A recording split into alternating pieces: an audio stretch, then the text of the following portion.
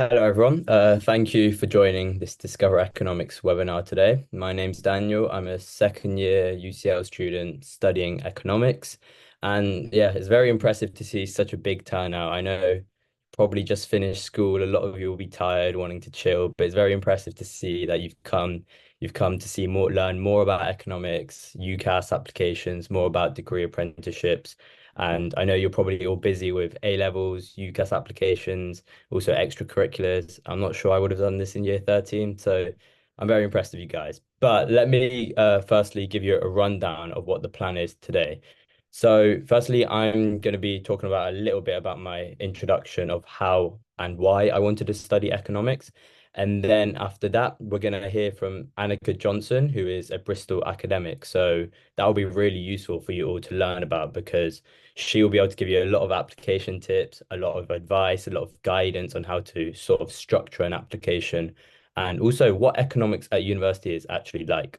Then we're going to move on to actually another undergraduate, Mackenzie from Newcastle University. And it would be really useful to hear from me and Mackenzie because obviously we're both studying economics. We can sort of tell you the difference between A-level economics and A-level economics and university economics, because I'm sure, as Mackenzie know, there is a big difference. And then for those of you who are looking to explore maybe degree apprenticeships and apprenticeships, it's becoming more of a popular rise in the recent years. So we've actually got Sarah and Danny from GES who are going to be talking about their experiences. So Sarah is actually a recruitment manager and Danny is a current degree apprentice. So he'll be able to tell about his journey and how he's finding it and how he's balancing sort of the studies, but also the work.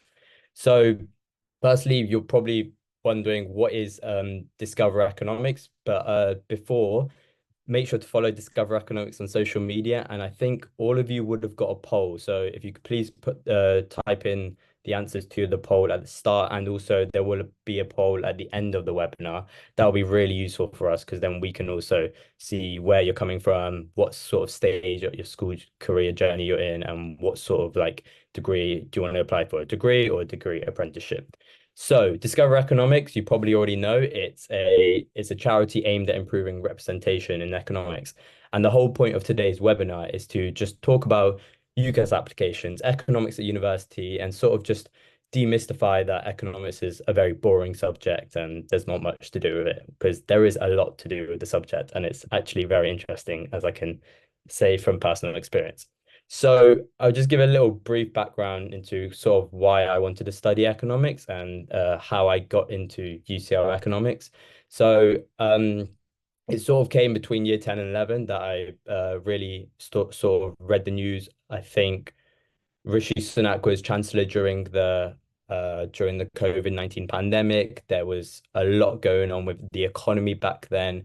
I'd always find myself reading the BBC News. And obviously in year 11, I didn't know much about economics. The only sort of economics I knew was by reading the news. Then I decided to pick A levels and I picked my A levels in maths, further maths, chemistry, and economics. And I basically just fell in love with the subject of economics from the very beginning. There was something about it, the diagrams, the charts, the essays. I'm not the best at writing essays personally. I wasn't the best at English or history or RS at GCSEs, but there was something about A level economics that just really intrigued me. And the fact that I was able to, in my exams, able to apply so much of what I'd read on BBC News, on Sky News, on the FT into my essays. So it then came to around year 12 summer. I decided that I probably wanted to study economics at university.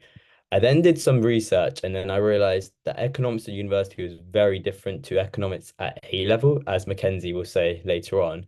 It was very more mathematical from people I'd spoken to, videos I'd watched, lectures I attended. And I was a bit confused. I was like, okay, that's weird. How come we're not told about that properly in year 12? But then I was like, okay, fine. I really like maths. I do further maths as well. So I thought I may as well give economics a go.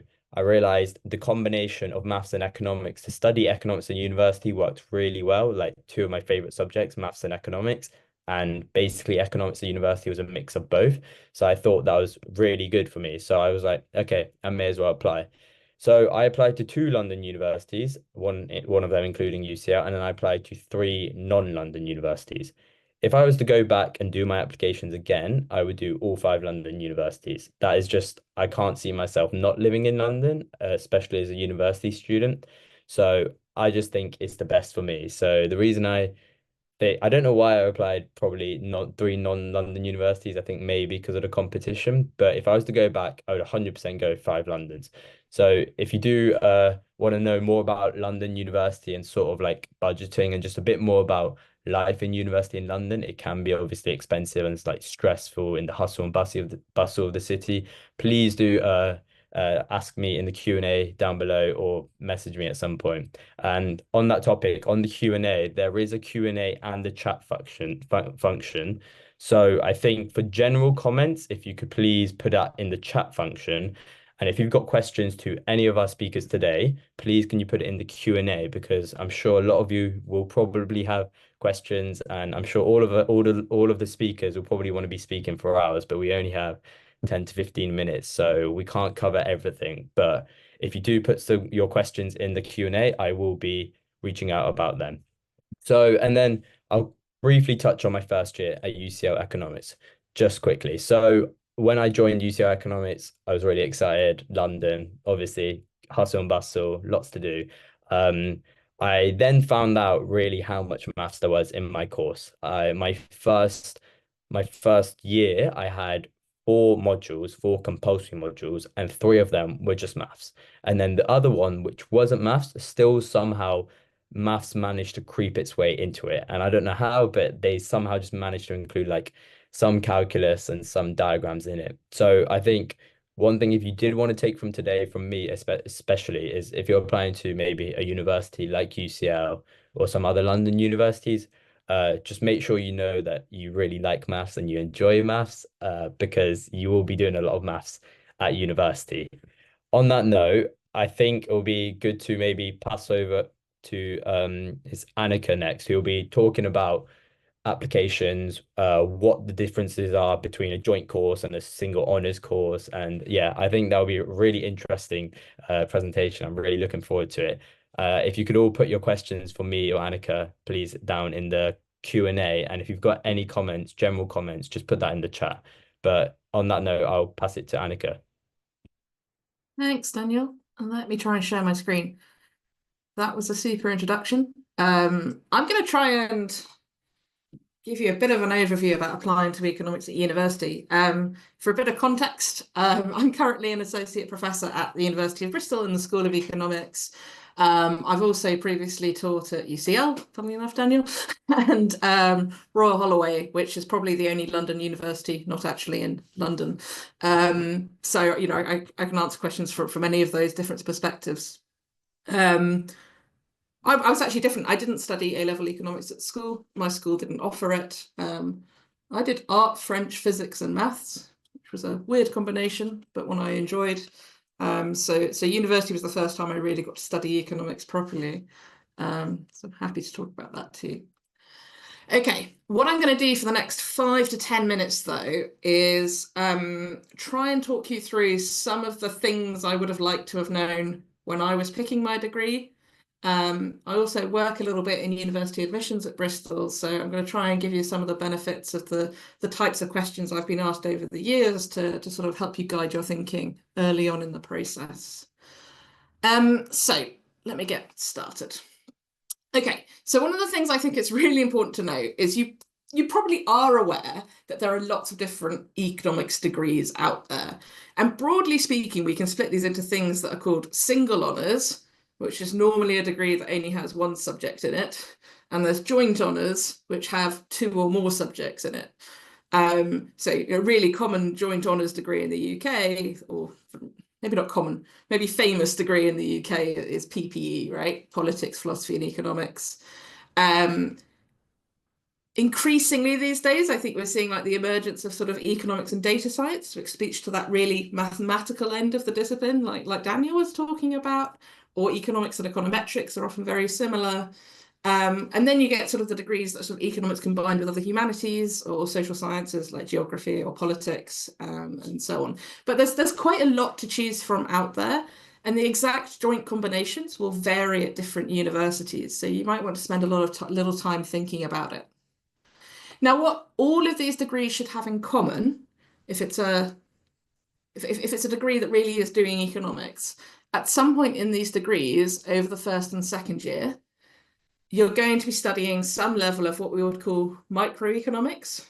So that's, the economics of individual decision making, and macroeconomics, which is more about how, for example, whole countries make decisions or economic effects across whole countries. If you have studied any economics at school, you're probably familiar with micro and macro. What you might be less familiar with, if you have studied economics at school, is econometrics. This is a really, really important part of modern economics. It's essentially the sets of sort of data and statistical tools that economists have developed to sort of cut and slice data to help us really extract good information from them. And I think it's probably one of the most valuable parts of a modern economics degree. Now, whether you're doing a single honours or a joint honours, you should have some combination of those in there, but probably the amount you do is going to differ. Okay, so I know, for example, at Bristol, our single honours students probably study twice as much econometrics as the joint honours students. So I think when you're looking around degrees, you kind of have to think a little bit about what balance of different things you want.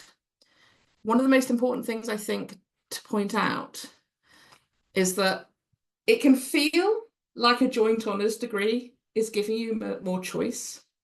And if you're anything like me, when I started university, I wasn't actually entirely sure what I wanted to do, and I felt like I should study more things to give me more choice. But what I realized is that if you study a single honours degree, you have to take the core modules in macrometrics, but then you get quite a lot of freedom to choose other things. So like other areas where I can choose to apply economics, like environmental economics or machine learning in economics or behavioral economics. Whereas if you do a joint honours degree, you get the benefit of, say, the macrometrics from economics, and you get all the core modules from geography. But because you've studied two disciplines, that leaves you less room to sort of pick options. So you might just have less choice as you go through the degree. And if you're like me, you're not quite sure what you're good at, then actually being able to choose my options as I went was really beneficial. There's no right or wrong answer here as to what's better. It's kind of a personal choice, but it's kind of a choice of choosing between sort of breadth and maybe depth, and thinking about which of those suits you and maybe suits the sort of work you want to go into in the future. At Bristol, I don't see hugely different careers that people go into between the single honours and the joint honours. Probably the single honours is more useful if you are thinking about future research careers or things like that. But there's not really any strong trend. Okay, so that's the first thing I would say about picking the degrees. The second thing I want to say is about personal statements, because I think this is the part of the UCAS application that causes the most stress. And it makes total sense that it causes stress, right? Because maybe for the first time in your life, you're having to sort of try and sum up your entire life and what feels like your entire worth in just a few hundred words. And that's stressful. I'm not sure I can say that it is never going to be stressful, but maybe a way to think about reducing the stress is try and just keep it true to you. Try to keep it honest and accurate. And I would say that for economics, you don't need to stress about not having loads of work experience, right? If you're applying to medicine or something, sure, you need to go and get those hospital hours in and those care hours. But the great thing about economics is you don't have to go into the formal city of London to experience economics, right? You can think about how you're experiencing economics every day and the opportunities or things that are affecting you. That's all got an economic story behind it, right? So I picked this picture almost at random earlier, and I was thinking about what economic questions could we get out of this picture? And you could start with sure, the traditional obvious economics things. There's a big city of London there. Why is it there? Well, why is it in there, that sort of city of London? And why is it not in my hometown? Right? I mean, I come from a tiny little town in the middle of nowhere that hasn't been, financially successful for probably 1,000 years. But that's an economic development question, right? Why are some places more successful than others? We've got this whole kind of university museum thing in front of it. Well, we seem to have placed value on that as a society. That's why it's still there. But how do we value that? And if we want to talk about how it should be funded and things, we probably need to put a value on it. So how do we go about valuing things that aren't obviously traded for money in the same way? At the other end of the spectrum of different types of markets, there's all this stuff about airspace. You've got things like regulation for drones, but you've also got things like bandwidths and wavelengths and things. Think about 4G, think about a 5G that your internet runs on. How do you decide which companies get to use that airspace and how? I personally find the auctions behind that fascinating. That was part of some of the work I did during my PhD. Equally, should we build houses and all the empty space we've got? How do we make sure that the high-rise infrastructure we've got is safe? And why is it safer in some buildings than others? We've got universities all over the place. Maybe you live near one. You might not attend it, but are you getting any benefit from it? What, for example, are the spillover effects from employment and so on? And perhaps more fundamentally, all the people around me, are they going to have the same opportunities as me? So those are just the kind of things I was thinking about from one picture. But my point here is to illustrate that you're experiencing economics every day, right? They're determining the options that are available to you at school. They're determining the options, the resources you have available to you at school. The laws that are in place right now are affecting your opportunities in the future. So think about that. Think about what's driving you to want to study all that system of things that's affecting your life and the futures of lives around you. So let me put a bit more concrete stuff on that. So when it comes to your personal statement, be honest and be accurate. Remember that often the people reading this can be people who take economics very seriously. The people like me who study economics all the time, and I love it, right? I don't necessarily need to know about any internships and things that you did in a big city bank. Great if you did, but that's not what excites me about economics. I want to know how you want to use economics and why you want to learn these tools and the exciting, powerful things that you want to be able to do with it. That to me makes a much better personal statement than most. But also, to reduce the stress level of the personal statement, remember that not every university course is going to be using it as part of their application process.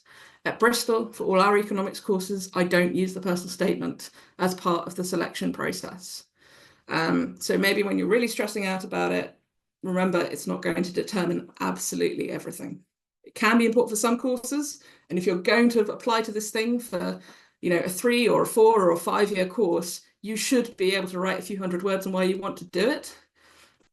But it doesn't necessarily have to change the entire direction of your life in that 1,000 words. The second thing I want you to know is that insurance choices matter. And depending on when the people around you went to university, if they did, people can tend to have sort of different advice on this. And that there was a period in time when the insurance choice was less important because fewer people ended up needing to use their insurance choice. Just because I'm an economist, I couldn't resist putting a tiny bit of data in here. One of the big factors at the moment is that there's a very big rising number of 18-year-olds in the UK. And even if you kept everything else constant, it's also a very economics way of thinking, even if you did that, that would make it more competitive to get into university, right? Now, we don't determine who gets a place, because the fees across most courses are the same. We don't determine it by the fees. It's more going to be things like A-level grades and things that determine whether you get that place or not. So the insurance choice can matter. So think about what you want your second choice to be. Make it realistic. Think about whether they offer things like accommodation guarantees, because you may end up needing to use it. And if you want to use it, then it should be a place that you want to go to. And finally, my third piece of advice is complete your application as early as you can. Don't let it completely destroy your final years of school and completely distract you from all the other work or studies, or some courses require entrance tests too. You'll want to prepare for those. Yes, your application matters. Yes, writing a decent personal statement that reflects what you are and can do is important, but all that other stuff is ultimately going to matter more. Okay, so don't let it detract from your grades and things. You also remember get 5 choices. So don't agonize too much over those 5 choices. You'll get opportunities later in the year to go and visit them. You can decide what it is you really want, whether you want the campus university, whether London is the most important thing to you. You can work that out later in the year. So you do get those 5 choices. So spread them across things you think you might be interested in and worry about the fine details later would be my advice.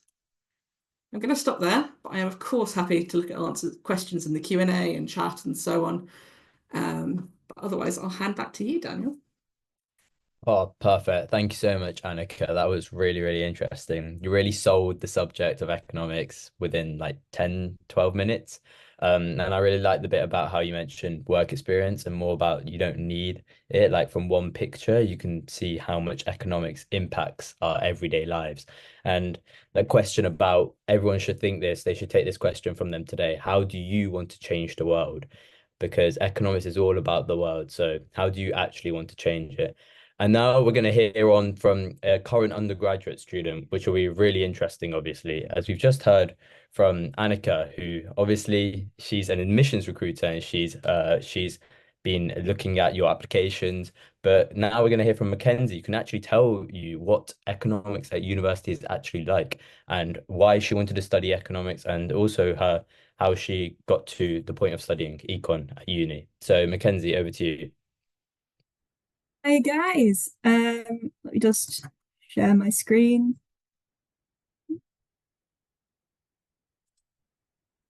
Sorry, 1 second.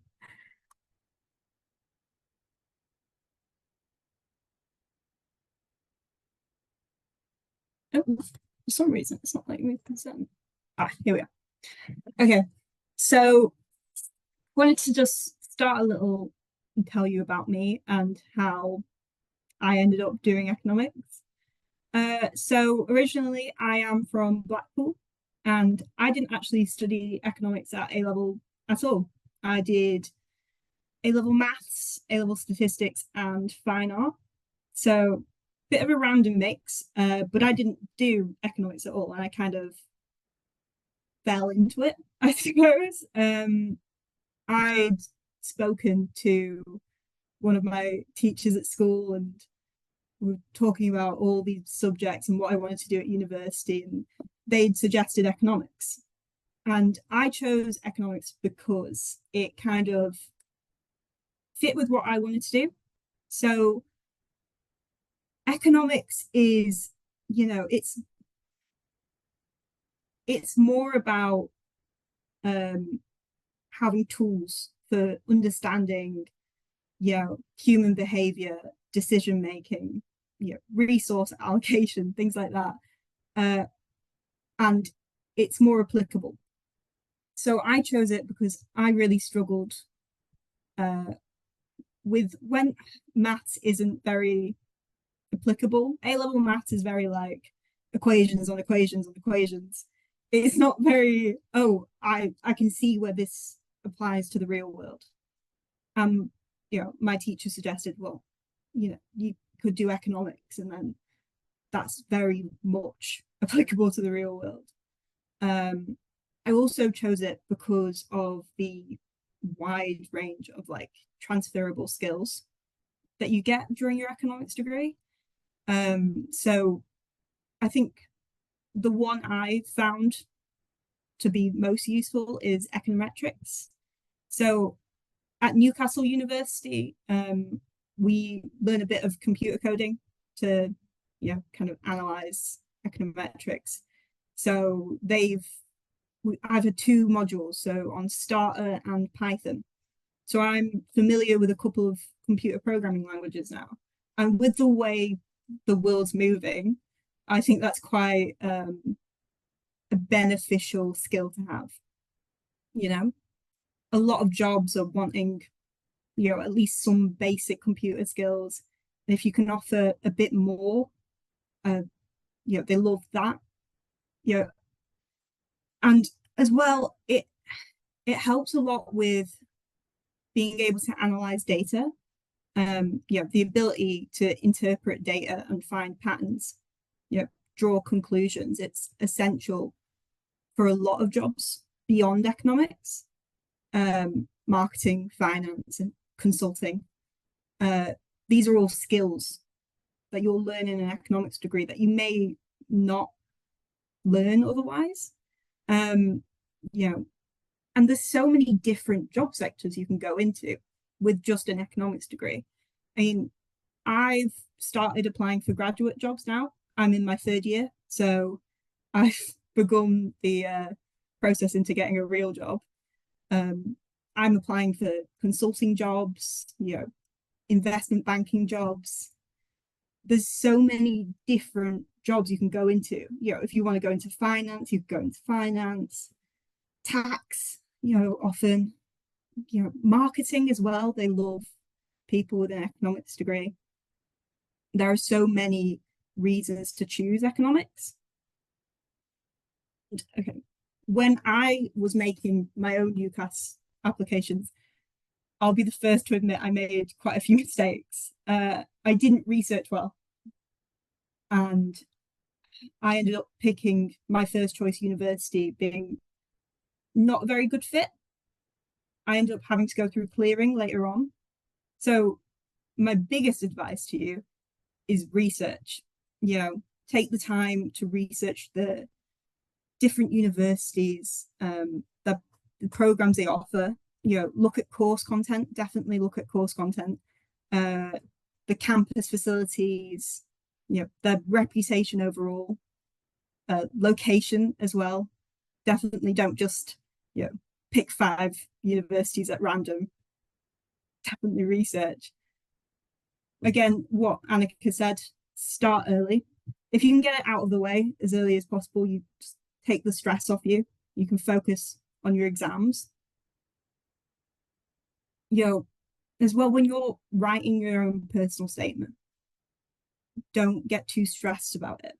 I'd say just be genuine, you know, tell them why that you're interested, and you'll have a pretty good personal statement. You know, I'd include extracurriculars, you know, if they're relevant, or if you can make them relevant to what you're doing and what you want to do. I'll tell you a bit about UCAS clearing. So I ended up going through clearing because originally I'd picked a university that was down south, and about a week before exams, you know, came out, I was like, oh, I don't want to move so far away from home. I want to, you know, real panic, which is not a great way to do it. Definitely do it. If you're going to go through clearing, maybe decide a bit earlier than that. But research universities in advance of clearing, no matter if you think you're going to or not, because you may have a shock on results day and do worse than expected or better than expected, and you maybe think, oh, I could go to a better university. You know, start looking at what universities will be open in clearing. Make a list that you think, oh, I'd be a good fit for this. Definitely write down their phone numbers, those clearing phone numbers. You know, a lot of preparation, and you'll save yourself some stress. Have all your information ready. That is one thing. I wasted a lot of time in clearing because I just didn't have any of my information ready. Luckily I had it all nearby, but you know, you're going to call up the universities if you end up in clearing. You want to get that sorted quite early on in the morning of results day, because these clearing places, they fill up so quickly. So if you can call them as early as possible, the better chance you have at securing a place. Just stay calm. That's the only advice I can offer you, really. That's the biggest and most important advice if you end up doing clearing, is to just stay calm. You know, try and keep organized. Be ready to call your teachers and ask for help, but just stay calm, and you know, you'll have an easier time of it. When I was applying to uni, I I did make quite a few mistakes. You know, I picked a university in Essex, I think, bit of a random choice. But a lot of that was because I didn't seek out advice, and I really should have. Neither of my parents went to university, so they didn't really know what was going on, and neither did I. I just kind of went full steam ahead, and I really should have stopped and, you know, asked teachers, you know, how am I supposed to do this, or how do I do this? And I think that would have really helped. Yeah, that's all I have to say. Thank you. Oh, perfect. Thank you so much, Mackenzie. That was really, really interesting and useful, especially when you mentioned about doing the research on sort of picking your university choices. I think that's also what I did with sort of like not picking 5 London unis. Yeah, I wish I did a bit more research. It's really useful. I think everyone from today should actually really go on every single website, do a pros and cons list of where you want to live. Do you want to live far away from home or close away from home? Do you want to live far away from your parents or guardians? Yeah, I would say that's really good presentation. Now we're gonna move slightly away from economics university and more onto sort of the working side, but also there will be economics university because it's degree apprenticeships. So we're gonna be hearing from Sarah and Danny now. So as I mentioned earlier, Sarah's the recruitment manager for GEES, and Danny is a current degree apprentice. So over to you both. Thanks, Daniel. Hi, everyone. It's nice to see so many of you here. I'll just share my screen and I'll go through some slides with you.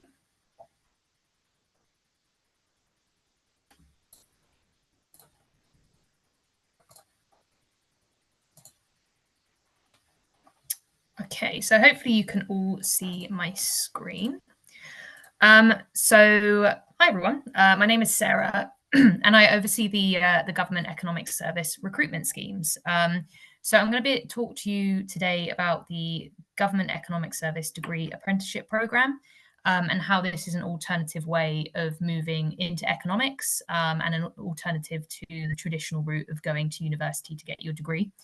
I also have Danny here with me today, who's a current apprentice on the programme, who is going to tell you a bit about him and his time on the scheme so far.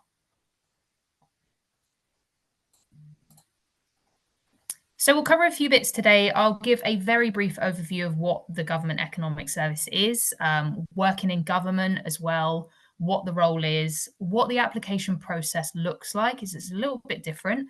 And then Danny will give you a bit of an overview of his time on the scheme. So who are the Government Economic Service? So acronymed, it's the GES. And we're the professional body for economists within the civil service, within government. And the GES was established 40 years ago. We're the largest recruiter of economists in the UK. We have over 3,500 professionals across government. And members of the GES are paid and managed by the departments that they work for. And the Government Economic Service helps the government make decisions based on high quality analysis. So what do economists actually do in government?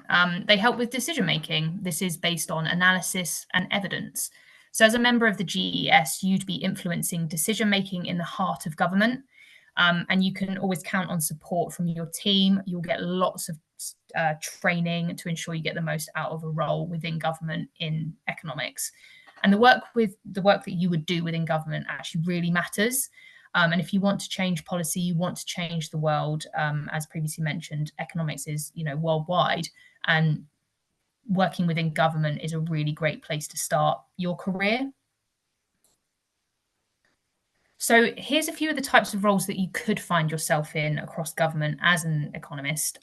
We've got things such as public health, criminal justice, taxation, various other parts of government as well. So working for the civil service, you may have never thought about working in government before. It's huge. It's larger than you would probably think. And here's just some quotes from some current civil servants just on their experience on working within the civil service and within the Government Economic Service as well. As mentioned previously, your work you would touch issues of the day, and that's really rewarding. So now I'll talk about the Economics Degree Apprenticeship Program. It's a bit of a mouthful. We typically call it the GESDAP, the Government Economic Service Degree Apprenticeship Program. So applications open for this scheme in December this year, and they'll close in January 2025, and that will be for a September 2025 start date. So what is it? What is the GESDAP? It was the first degree-level economics apprenticeship in the UK, and it offers a unique opportunity to work within government on some of the most important issues our country faces. And that's all at the same time whilst you study for a BSc undergraduate degree in economics. Your degree will be completed with the University of Kent over a period of 4 years. They have a really fantastic economics course, and they offer really good support to students, which is why we selected them to deliver the programme. So it's a level 6 apprenticeship. It's fully funded, so you won't pay any tuition for the degree that you're undertaking on the scheme, and you'll be paid a salary by the department that you're allocated to at the same time. Should you pass your degree, successfully complete your apprenticeship with a 2-1 or above, you'll then be offered a permanent position as an assistant economist within the Government Economic Service, somewhere within the civil service. So vacancies for this scheme are available across England, various cities and towns, across multiple different government departments. It's a long-term career path, and the GES invests in you to build a successful career. Again, to emphasise, you won't pay for this degree. You won't pay a penny. We take your development really seriously, and your learning won't stop even once you're out of this scheme and you're into an assistant economist post. Your learning never stops. In the role and in the scheme, you'll get time away from your duties to study and work with other apprentices, and you'll be joining a really inclusive environment that's both friendly and supportive. And we actively support those with additional requirements, both during the selection process and once you're in the workplace as well. So what will you learn on the scheme? So 80% of your time on the GESDAP scheme would be spent working in the department that you're allocated to, and the other 20% will be spent studying. So as a government economist, you'll learn your quantitative skills and how to manipulate and present data. You'll learn applied economics skills to inform decisions, and you'll kind of learn writing and presenting techniques as well. And as an economics student with the University of Kent, you'll learn about microeconomics, macroeconomics, and econometrics as well, as has been previously mentioned. So entry requirements. So to be eligible to do this scheme, you'll need to hold at least 5 GCSEs, which includes maths with a grade 6 and English at grade 4. You'll also need to be expecting to gain a minimum of 96 UCAS points, which is 3 Cs, but it doesn't have to be 3 Cs. It can be kind of a mix and match. You just need to get the 96 points. In terms of eligibility requirements, you'll need to have the right to work in the UK. You'll need to have resided in the UK for at least the 3 years prior to the start of the programme as well. We have civil service nationality rules, and we don't offer sponsorships if you're on a visa. It may not apply to you, but it might. So just a heads up on these as well. These aren't flexible requirements, so you will need to have met all of these to be eligible for the scheme. So if you don't have a 6 in maths, you aren't eligible for the scheme. So these are quite set in stone, these requirements. So there's various benefits of working in the civil service, some of which you can see here. That includes 25 days of annual leave. After 5 years, that goes up to 30. And on top of that, you get your bank holidays and you get an extra day for the King's birthday. So we offer flexibility on working patterns and things where it can be done, and a competitive pension scheme as well. All of that you are able to kind of take advantage of as soon as you start in the scheme. And you may well also be eligible for kind of interest-free loans on annual season tickets for travel, or the cycle to work scheme and things like that as well. So I'll go over now the application process briefly. So it's a little bit different, but you'll see there's a similarity in an area of it. So This role is only available to apply through civil service jobs. You are essentially applying for a job. So the application up until the point that you interview is name blind. So you'll only be able to apply through the advert on civil service jobs. As part of your application, there'll be online tests for you to complete. Typically, this would include a numerical and a verbal reasoning test. There are practice tests that you can find online on the government website if you want to see what those look like before you do the actual tests. And I'd really recommend that you do the practice tests. They're really helpful in just kind of showing you what they typically look like. If you complete the tests and you pass the minimum benchmark that you need to get through to the next part of the application, this is where you'll be asked to provide a personal statement. And this is going to look a little bit different potentially to UCAS personal statement. We're asking you why you'd be interested in the apprenticeship, how you're planning to balance work and study, and how you're planning to keep yourself motivated and keep track of your performance. So you'll have 1,000 words to meet all of those criteria. And you don't need any previous knowledge of economics. You don't need to hold an A-level in maths or economics to apply for this scheme. We just want to know that you're motivated to do the scheme. We want to know that you're passionate about the program. Maybe you didn't think about wanting to be involved in economics until you'd already picked your A-levels, and that's absolutely fine. We don't expect you to have any previous experience or knowledge. I mean, you can, that's great too, but we don't need to see that in your application. We want to know why you are interested in the apprenticeship.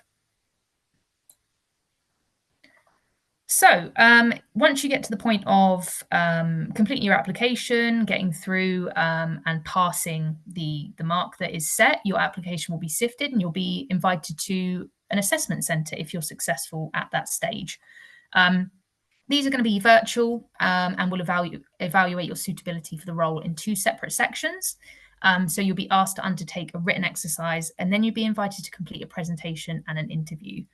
And then you'll find out if you're successful for the role. And you can find out loads more about the scheme on the government website. There's there's a frequently asked questions section and lots of information about the scheme. But what I will do now is pass on to my colleague, Danny, who's one of our current apprentices. And he's hopefully going to tell you a bit about his time on the scheme, what he's enjoyed, and some of the work that he's been involved with. Hi, yeah, very happy to. Thanks, Sarah. I'm Danny, by the way. Just recently graduated from the GS Degree Apprenticeship scheme, having passed all my exams, stations, interviews, etc. through Kent. I worked for 4 years at the Department for Work and Pensions, which you may have heard of or seen online, etc., where I've since stayed on working, as indeed most of us recent grads have done, which I think shows that it's a pretty good scheme. However, others in our cohort, gone on to do equally cool other things, working in finance, working in the city. One of my mates relocated to Dubai. Pretty cool stuff. So long story short, it sets you up pretty well in life. Recognise time here, so I'll try and just summarise what I think the benefits of this are, probably under 3 main topics, I reckon. So first, I think is impact.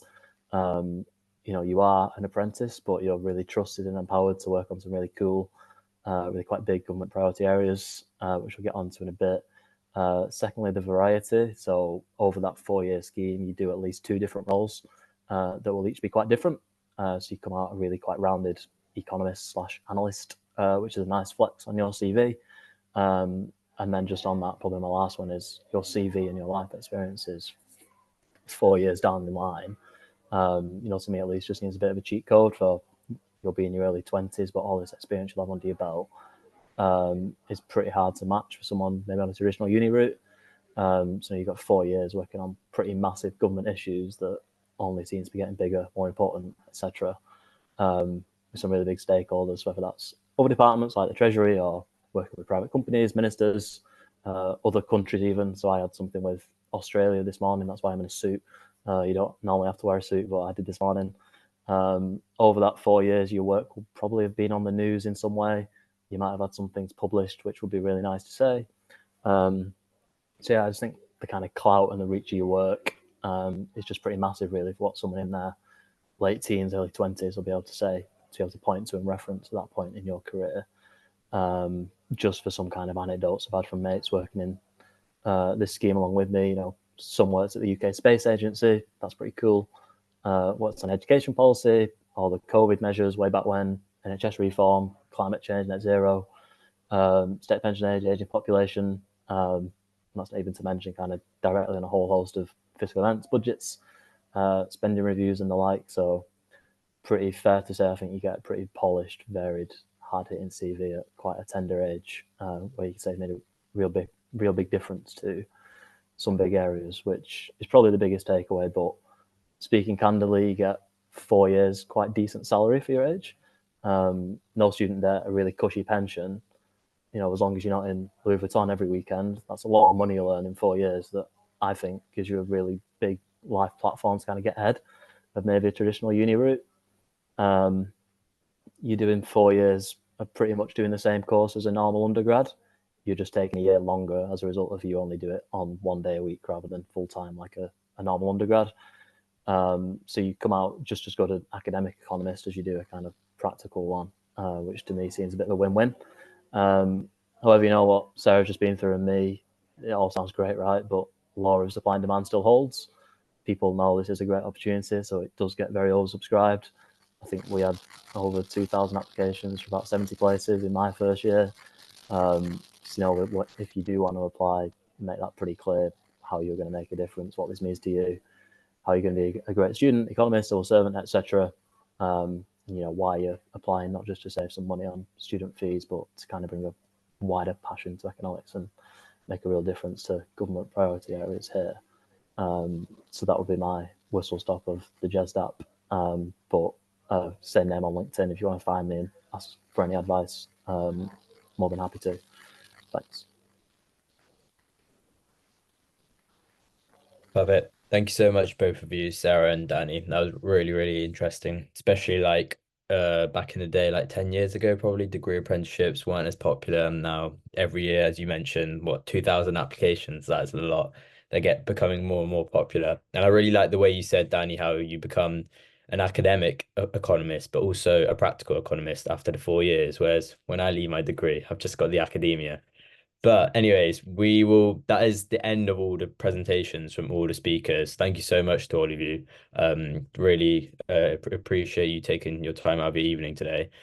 We've got a few Q&A questions, so I think I'll just go through a few of them and then just ask one of the speakers to just unmute their mic and maybe talk about it. So I think the first one, which Mackenzie, if you don't mind answering this one, it's what books would you recommend is best for A-level economics? And I think I can add on there what books you think is best for studying economics at university.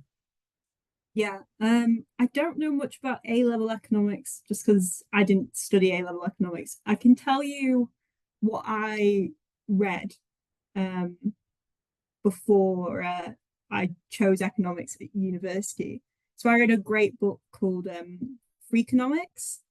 It's like the economics of crime. It's great. It's really interesting, and it's not too complicated. It'd definitely be an A-level, level of difficulty. Yeah, thank you. And then I'll touch on that a bit. I read, if some of you might like behavioral economics, I read Predictably Irrational. And there's also this book called Nudge, which is more about the behavioral economics. I know not many of us touched on behavioral economics in this presentation, but if you do want to learn more about it, just search up online, watch a video, or feel free to reach out to one of us on LinkedIn or something. Another question, I think this is quite a good one. It's about sort of Russell Group universities. Annika, do you mind answering this one? Does it really matter what university I choose to study for my economics and finance degree? Does it matter if it's a Russell Group university? Oh, okay. Yeah, yes and no, I think. I think the first thing to make clear, right, is that there's no it's not like you go to a Russell Group university or even Oxford or Cambridge and suddenly there's this magic ticket that unlocks absolutely everything without you even trying, right? Like wherever you go and whatever you do, once you're in, it's going to be up to you to make the best of that opportunity available to you and turn it into whatever it is you want to do. I think increasingly employers aren't, they're kind of using blind CV sifts. So they won't look at which university you went to as part of the first round of the applications. So it wouldn't even help you make it through the sift in that sense. Maybe there are still some employers out there, though, that's particularly smaller employers that might have more of a bias and think, oh, that's a name I know, and therefore I'm going to factor that into my decision making for the job. But it's not the be all and end all, I would say. I think the advice I've often given to my own students is apply widely, pick the best of the options you get back. You know, not only 3 out of my, so I could apply to 6 back in my day. Only 3 universities made me an offer. In fact, Daniel, I was rejected by UCL. So found it all the funnier when they asked me to teach the same degree a few years later. But you know, different things happen. So yeah, of the universities you get back, pick the one you feel best reflects your ambitions. And sure, if it's a great Russell Group university that's offering a good course, yes, that probably will help. But it won't be the thing that really determines everything in your future. There's a whole other bunch of factors that might help as well. I know I actually wanted a smaller campus-based university. That's what I learned from looking around. And so, you know, Royal Holloway, for example, it's not a Russell Group university. I had a great experience there. The staff looked after me really well. They really encouraged me. And actually at a time where I'd found school quite tough, that kind of environment, being in a smaller place, was really good for me. So Russell Group universities can help in some job application situations. I would say it's more important to identify the course that's going to be right for you, for your learning styles, and seems to have a bunch of good opportunities out the end of it. So when you're going to open days and things, ask about where the graduates are going and what they're doing, and whether that's something you want to do as well. Does that make sense? Yeah, perfect. No, that's really helpful. And on sort of like the university's topic, someone's asked about like sort of rankings guide. Do you know which one would be the best to use in terms of which university rankings guide is the best to use? I mean, as economists, right, we know that all ranking systems are flawed and you should take weighted averages. And perhaps as part of your UCAS application, you could explain how you've taken all the rankings, aggregated them into some sort of thing and chosen based on that. No, I think when I went, I used the complete university guide and I've found that pretty useful ever since. But pretty much anything I'm saying here is going to be extremely biased, because clearly I'm going to pick the ones where Bristol's ranked higher and not the ones where they're ranked lower. So I would say look across a bunch though, because they all reflect different things, and different things may be important to you. So, you know, some weight NSS scores more highly, some weight careers prospects more highly. Never trust a single data source. That's your first step in being a good economist. Yeah, perfect. I remember learning about that back in the day in A-level economics. And then the next one, I think for Sarah and Danny, if you could answer this one, it's more about degree apprenticeships. So when applying, what kind of work experience or sort of what kind of skills are the government civil service looking for? Are there any basic skills they would like to be demonstrated for this apprenticeship? I'll just briefly touch, and then it might be good for Danny to come in because he's done the scheme. So we're on your application, we don't require you to have any work experience. We're asking you what would motivate you to do the scheme. How are you going to keep yourself on track? What do you want? What do you like about the scheme? Why do you want to do it? Rather than what experience you have, what knowledge you have. It's more about your motivation to do the scheme and undertake the degree. So yeah, I don't know if Danny, you want to come in and just what you kind of did in your personal statement or something like that. Yeah, it's probably fair. It's pretty skills blind. I don't think you need to have any niche knowledge or skills. I think in the screening for the application, it's very basic, high level numeracy stuff and some situational awareness stuff that is not very difficult or stretching, I'd say. It's just to screen applicants. And then once you're in, it's very much an emphasis on and more characteristics and skills. Are you enthusiastic? Do you want to learn about things? Curious? More work-based skills than kind of any niche skills. So yeah, I won't worry too much about that. Perfect, thank you. And then I think Annika, another one which obviously a lot of people would have. And I think I also was wondering about this question back in year 12 and year 11 when I was deciding between different universities. What is the main difference between a Bachelor's of Science in Economics and then a BA, Bachelor's of Art in Economics? This is a really good question. And if you were up for a really long lecture, we could go into a whole history of the education system. Sometimes this is a meaningful difference and sometimes it isn't. Okay, so I would say that the time it matters is when a university offers both. Okay, so if you go to a university, and Manchester is always my example because I remember that they do this, but others may as well. They have different types of economics programs. And the one which is a BA, sometimes known as a BA Econ degree, has a less mathematical starting point. You're still going to need to do some maths on the program. It's not a maths-free program, but it doesn't necessarily, you know, assume lots of math knowledge from the start. And it'll help you become an economist who can grapple with data and all this kind of thing. But they also offer BSc economics, which has a more mathematical starting point, has more econometrics in it, and takes you through the more mathematical route of economics. So it's meaningful at Manchester because it will affect the modules that you do and the mathematical route that you take. To be honest, even if you've done A-level maths, but you're not finding that you enjoy it so much, you might even prefer the BA Econ route because you'll learn, maybe you'll learn to rediscover your love for maths. The types of maths we use as economists can be quite different to A-levels. The big thing to remember is that economics maths has very, very little to do with triangles. Triangles are important for making sure bridges don't fall down, but as economists, we don't really care about triangles. So at a place that offers both degrees, a BA, Bachelor of Arts, and a BSc, Bachelor of Science, it makes a difference. At many universities, they'll only offer one. So at Bristol, we only do BSc Economics. The reason it's called BSc Economics is a sort of historic thing to do with the way the Faculty of Social Sciences and Law was created. And it's just that everything in here is a BSc. It is also quite mathematical, but it's not called a BSc because it's mathematical, if that makes sense. At Oxford, everything's going to be a BA, even the maths degree. So there, it doesn't have much meaning. So this maybe isn't an easy answer, but you do need to look at individual courses to work out what it is you will do on that course and how mathematical it is. And I would just say that the main time it makes a real difference is if a single university offers both a BA and a BSc option, then you'll find that there's probably a more mathematical and a less mathematical one. But otherwise, you just have to do your homework. Perfect, thank you. No, good explanation between BA and BSc. I remember I used to want to be able to understand what it was back in the day. And then Sarah, one last question for you. Quite simple. What's the pay like for the degree apprenticeship? Good question, because that matters. It's what you really want to know. So I can confirm what it was for this scheme that the candidates just started in September this year.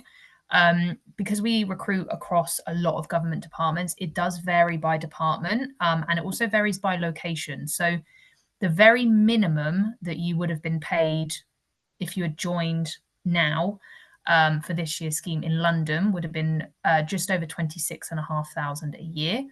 And if you were national, so anywhere else other than London, the very minimum you would have been paid would have been 24,000 a year. That's likely to increase year on year because of pay increases, but it will depend by department, and on the adverts as well. We put a whole big job description pack on there, and it will tell you each salary for each department. We just make sure we put the very minimum that you can expect, so that you're aware. Perfect, thank you. And I think that is it. I don't think there's any other questions that we probably can answer now. So just want to thank all the speakers. Thank you so much for attending and presenting. It was really, really insightful. And I'm sure everyone, all the students, including, I'm sure me and Mackenzie may have learned some stuff about jobs and stuff and applications. It was really, really interesting. So thank you all for presenting. And to the students and the participants, we've just sent out another poll. So if you could all fill that in, just so we can get your review of how you found the webinar and what you thought was the most interesting and what you liked about it. And make sure to follow Discover Economics on TikTok, Instagram, LinkedIn, and please feel free to ask any of us questions on LinkedIn or email, I think, Sam, who has just really kindly sent a lot of links into the chat. So make sure to keep those links and save them into your Safari because there are some quite useful ones. So I think we'll close there, bang on 6 o'clock, if that's all right with everyone.